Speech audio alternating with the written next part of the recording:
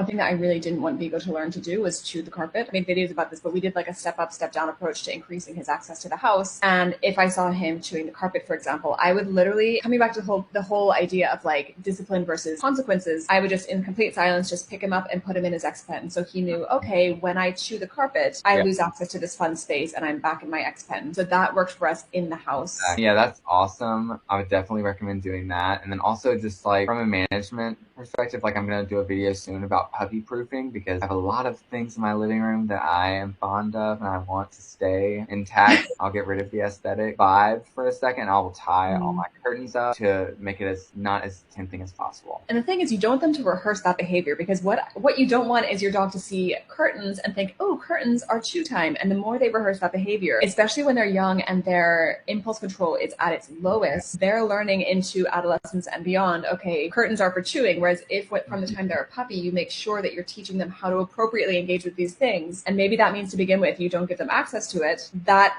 I think helps set them up for being older and understanding what's appropriate versus inappropriate with different things in your house. Yes, and I've said this to people before, and they'll be like, well, I'm not going to live with my curtains tied up 6 feet for the rest of my puppy's life. It's mainly that in this puppy and the teenage stage that they're trying all these things to figure out what is reinforcing to them. And so if they don't get a chance to try it and then they grow out of that stage, it's very unlikely that they would just decide to do that one day randomly as an adult. And I think it's important to remember it's not forever, right? As you said, it's for those first few maybe weeks or months when they're like a sponge and they're just like little aliens thinking, how do I engage with this world? And they're trying different things. You want to make sure they're rehearsing the right things. Exactly.